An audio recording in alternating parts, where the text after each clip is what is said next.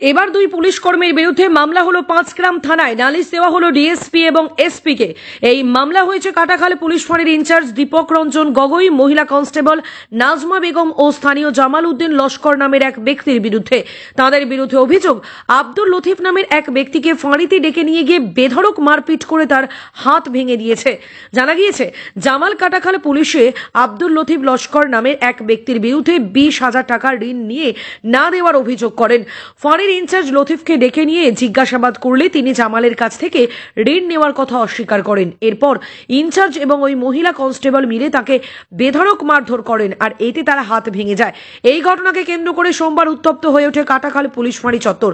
শতাধিক পুরুষ মহিলারা থানা ঘেরাও করে বিক্ষোভ দেখান। সেই সময় পাঁচগ্রাম থানার সেকেন্ড ওসি এসে ক্ষুব্ধ জনতার কাছ থেকে দুদিনের সময় চেয়ে তাদের শান্ত করেন। আব্দুল লতিফ এ নিয়ে পাঁচগ্রাম থানায় দুই পুলিশ কর্মী সহ জামালের বিরুদ্ধে একটি মামলা দায়ের করেন এবং ডিএসপি ও এসপির কাছে নালিশ জানান। ম্যাডাম ওর ইনস্ট্রাকশন মতে হেডকোয়ার্টার ডিএসপি যেগুলো কইলা ওরা একটু ধৈর্য ধরো দিই। স্যার দেখুন, আপনারাও মানুষ, আমরাও মানুষ। তখন মানুষের চাইয়া চাইয়া লটকাইয়া হাত ফুট ভাঙিয়া আপনাই দিতাম। ওটা সরকারের কোনো নিয়ম আছে? কোনো নিয়ম আছে নি? ইনচার্জে আমার ফোন মারছে, মারিয়া কইছেন থানা তাইবার। তখন আমি দুইটার সময় আই গেছি কি থানা।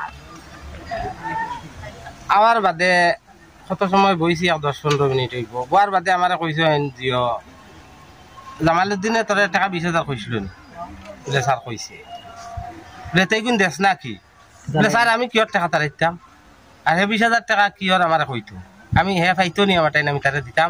রেট খেলা 20,000 টাকা দিয়ে লাগিব তার আসামি বাসায় কিতা খর 20,000 টাকা দেওয়া লাগবো বলে। কিয়র স্যার দিতাম আমি 20,000? কইয়াও আমারে আসামিতে গাইলে খান দিয়া লাগাইছে বাড়িয়া নিয়ে। আমি খাটর মাঝে বুয়াত আসলাম, বাড়িয়াইতে আমার লামাত ফেলাইছে। লামাত ফেলাইয়া আনলে তার স্টাফরে কইছে ওগুলো সাইডও ঠেঙ্গো আর দোয়া তো দরিয়া লটকাও। ও লটকাইয়া আমার বাড়িয়ানি শুরু করছে। বাড়িয়াইতে আমি অনন বিনন করি আর মুখ দিয়া। এর বাদে আমার যেহেতু দেখছে নিয়মত মুখ আমি হাত ভাঙি গেছে কইয়া চিল্লাইয়া আমি মাটি ছুটিছি। ছুটি আনলে আমার মাইর ছাড়িয়া সরিয়া গিয়া বইছে টেবুলো। আমার মোবাইলটাও নিয়ে তার টেবুলের দ্বারা তুই হচ্ছে রিসিভ করতে দেয় না। তখন নাজিমা যে স্টাফ বেটি, আমি তাইরে কইছি আমার থোড়া ফানি খাবা রবা, আমার হাত ভাঙি গেছে স্যার। কইতে সময় তাই কিতা করছে, দৌড় দিয়ে আইয়া বুট জুতা দিয়া আমার হাতর মাঝে লম্বা করছে। খরিয়া করো আমি ঠিক করে দেই আর পাড়া মারি দরিয়া আমি ঠিক করে দেই আর। আমি কইলাম স্যার আপনি আরো ভাঙ্গি লইতরা।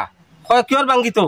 আমি উড়িয়া তোর জুতা আছে সিধা করিয়া উড়িয়া আমি দেই আর ভাঙ্গি তো নাই। আর মায়ের গাইয়া যদি খেউরে খোঁজ সে সারে তোরে এখন গুল্লি করে মারবা, খেউরে কইস না।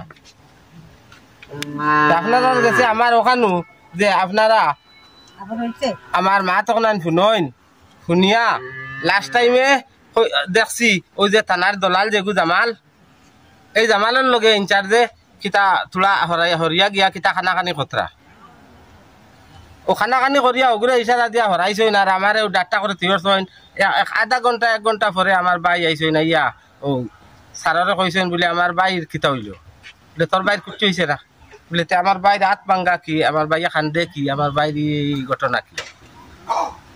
এই নাজিমা কয় আমার বাইরেও দমক দিছে, হরি যা বাড়িয়ে যা। আমার বাইয়া কইছেন দিলাম, আমার বাই ঘুরে মেট্রিকেল লইয়া যাই। সারে নিতে চিন্তা কইছেন না, নিতে পারতে নাই। রাইত তোরে লেংটা করিয়া আরো বাড়িয়ানি হইতো টাকা 20,000 দেওয়া লাগবো। ও কিয়র 20,000 টাকা দিতাম আমিও জানি না। আমার কাছে তারা 20,000 টাকা ডিমান্ড করছে। সারে ডিমান্ড করছে। জামাল তো সারে চিনইন জামাল খে, জামালউদ্দিন লস্কর, বাড়িও কালীনগর 6ত। শুনছি জামালে গোটাই মোর বাবাক মারিবলে ইয়াত ফৌরত পলাই আছে। তো তার পিছত মরে ধমকি উমকি দিয়া মত গেটৰ বাহিৰত কৰিল। কোনে মারে যাবা? ওই দারোগা স্যার মই বাবাক সুধিলো, তো তানে কলে ওসি স্যার আছে যেন দারোগা, নাম কি আছে দীপক গগৈ, আর ওই যে ম্যাডাম আছে না উনি। তো তার পিছত বাবাকে এক রাঙিলে বাবা তো দে নাই। তার পিছত আমি আমার আমি আমার গ্রামের দুই একজন মানুষ কহিলো হওয়ার পিছত আমি হাইলাকান্দি অফিসত গেলাম SP স্যারের ইয়াতে কমপ্লেইন করিলাম কমপ্লেইন করার পিছত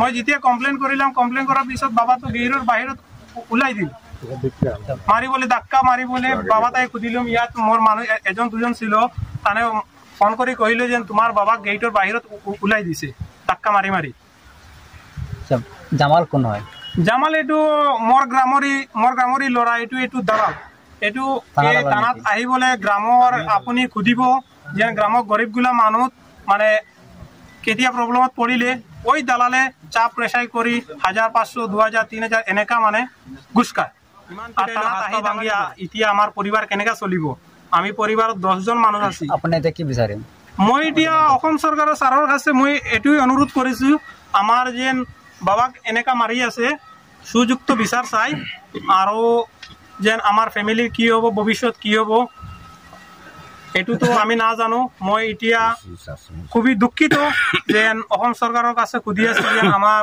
পৰিবাৰৰ কি ভৱিষ্যত কি হ'ব এটু দেখিবলৈ দিব লাগে ব্যুৰো ৰিপোৰ্ট গণ আওয়াজ কাটাখাল।